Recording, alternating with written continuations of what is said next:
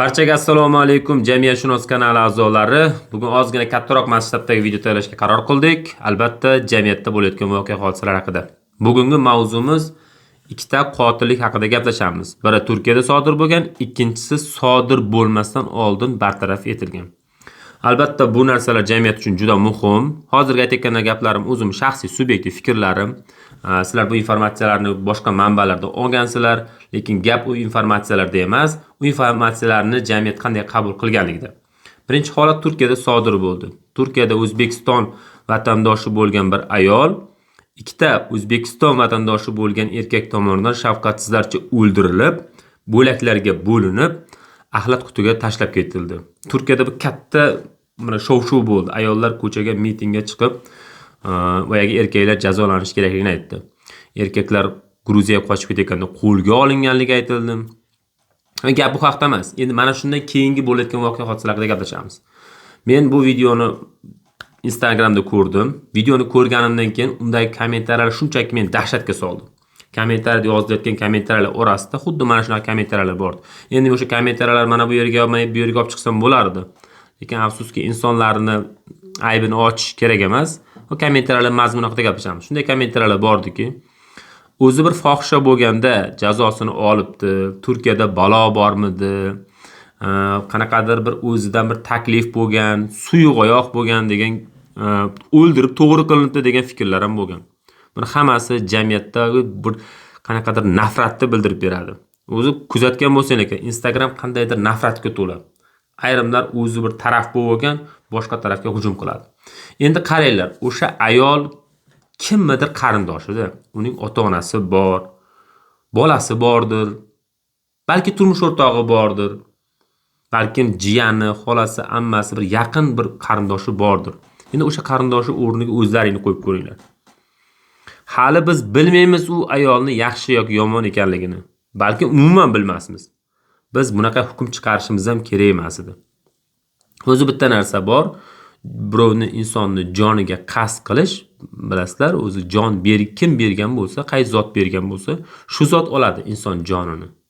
Va qonun bizning O'zbekiston Respublikasida o'lim hukmi yo'q. Mana buni ham inobatga olishimiz kerak. Turkiyada bormi yo'qmi bu haqda bilmadim. Demak, bir insonni joni muqaddas hisoblanadi. Barcha dinlarda, barcha qonunlarda inson joniga qasd qilish o'ta og'ir gunoh va qonun buzilish sifatida qabul qilingan. Endi bizda jamiyatning katta kamchiligi nimada? Biz albatta chetda ishlayotgan ayolni yomon deb bilamiz. Albatta u chetda ishlayaptimi? Bu yaxshi ayol bo'lmaydi. Unaqa emas-ku har doim. Mana shuni to'g'ri qabul qilishni bilishimiz kerak. Balkim ota-onasini boqaman deb ketgandir. Farzandlarini boqaman deb ketgandir. Balkim o'sha ayolni eri uyda o'tirar, ishlamay. Buni ham to'g'ri tushunishimiz kerak edi. Ya'ni men aytmoqchimanki, endi bir stereotiplarni parchalab tashlashimiz kerak. Birorta ayol chetda ishlayotgan bo'lsa, uni hammasi yomon degani emas. Ichida albatta yomonlari bo'lishi mumkin. Ko'rish ko'rmaksiz bo'lmaydi. Lekin biz hammasini bitta qolipga tiqishimiz kerak emas. Chunki bundan buyog'iga baribir vaziyat o'zgaryapti. Ishchi migratsiyasi o'zgaryapti. Xabarlaring bor, davlatimiz Germaniya bilan shartnoma tuzdi. Hamshiralar yetkazib berish bo'yicha. Shunda ular ham yomon bo'lib ketadimi? Buni to'g'ri yo'nalishga olishimiz kerak bo'ladi. Ikkinchisi O'zbekistonda sodir bo'ldi. Unda nima bo'ldi? 24 yoshli bola 30 yoshli qarindoshini undan qarz bo'lib qolganligi uchun o'ldirishga yollanma qotil buyurtma berdi. Huquq tartibot xodimlari o'sha yollanma qotil buyurtma qilayotganligini bilib qolishgan bo'lsa kerak edi. O'sha boyagi uyushtirilgan vaziyat hosil qilib, boyagi shovvozni qo'lga oldi. Eng qizig'i $2200 ga yollanma qotil. $2200. Tasavvur qilinglar, bu insonning qadri naqadar arzon bo'lib ketgan. Yo, men bu oqlamoqchi emasman. Kinolarda ko'rasizlar, $10,000, $100,000, $2,000 ga. $2,000 qancha bo'ladi? $2,200 mi? Bu 30 millionmi? 30 millionga bir insonni o'ldirishga jazm qilish, shuni buyurtmani izlashni o'zi ham odam qo'rqitadi. Yana bo'lib ham turib, o'sha buyurtma berayotgan odam yosh bola, 24 yoshli bola. qanday tasavvur qilish mumkin bir odamni, mayli yollama qotil boshqa masala, lekin bir insonni o'ldirish uchun yana qarindoshini. Mana bu yer ham juda odamni dahshatga soladigan narsa. Shuning uchun men aytgan bo'lardim, shu videoni ko'rib turganlar. Bu shaxsiy fikrim. Sizlardan bir fikr mulohaza yuritib ko'ringlar. Jamiyatda nimalar bo'lyapti? Biz har bir bo'layotgan narsani bir detalizatsiya yondoshib, undan bir xulosa chiqarishimiz kerak. Har bo'layotgan ish bu biz uchun bir qanaqadir bir tajriba bo'lishi kerak. Ya'ni biz albatta o'sha narsani boshimizga o'tkazishimiz shart emas-ku, bizga tajriba bo'lsin. O'sha chetda yurgan ayol qismati bizga tajriba bo'lsin. Opa-singillarimizni yaxshilab o'qitaylik. Chetda bunday qiynalib xor bo'lishmasin. Agar chetda misol uchun qarindosh ayolimiz ketmoqchi bo'lamiz, o'z erini, o'g'lini, akasini birga jo'nataylik. Bu ham bir tajriba. Yoki bo'lsa mana bu vaziyatda qarindosh urug'chilarda pul munosabatni buzadi deydi. Ko'ryapsizlarmi qanaqa vaziyat bo'lyapti?